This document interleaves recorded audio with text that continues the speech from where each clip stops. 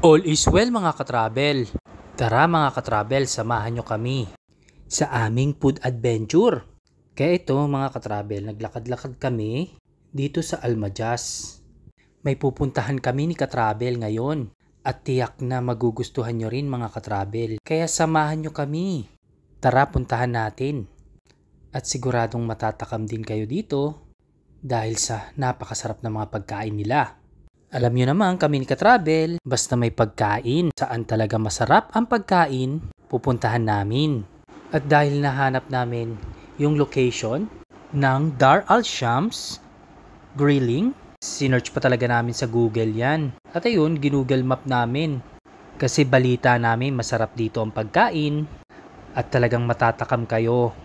Siyempre kasama na rin dito yung pagpapapawis. Naglakad-lakad kami kasi maganda ngayon yung panahon. Mainit, so masarap magpapawis. Todong tagaktak yung pawis nyo dito dahil sa init. At siyempre napaka-relaxing din ang view dito sa Almajas. Umalis kami ng bahay ni katravel, mga 5 na. Kasi para medyo hindi na ganon katirik yung araw. Kasi alam nyo naman dito sa UAE, sobrang init na. Alam nyo naman, mahilig kami mag-search kung saan talaga may masarap na kainan. Kaya ngayon, tara, puntahan na natin.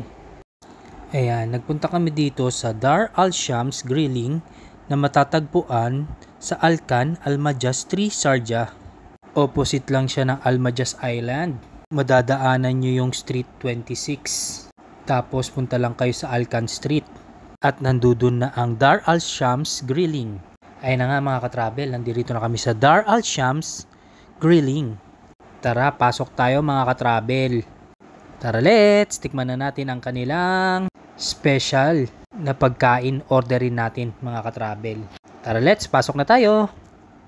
Ito na nga, tinignan na namin kung ano ang orderin namin. Ito nga mga katravel, ang kanilang mga available na menu. So tignan nyo na lang kung ano yung gusto nyo dito. Post nyo na lang yung aming video para makita nyo. Para pag pumunta kayo dito, may idea na kayo kung ano orderin nyo. At ito na nga katravel, yung in-order naming chicken burger. At dahil sa layo na nilakad namin, no, talagang gutom na kami ni katravel. Excited na kaming buksan tong chicken burger at tikman. Ito siya katravel. Ayan, talagang sulit mga katravel dahil overloaded, napakaraming laman, no? Ayan katravel. At napakasarap talaga ng chicken burger na to. Ayan mga katravel. At ito naman yung kanilang shawarma. Siyempre katravel, dahil mahilig kami sa chicken shawarma naman in-order namin.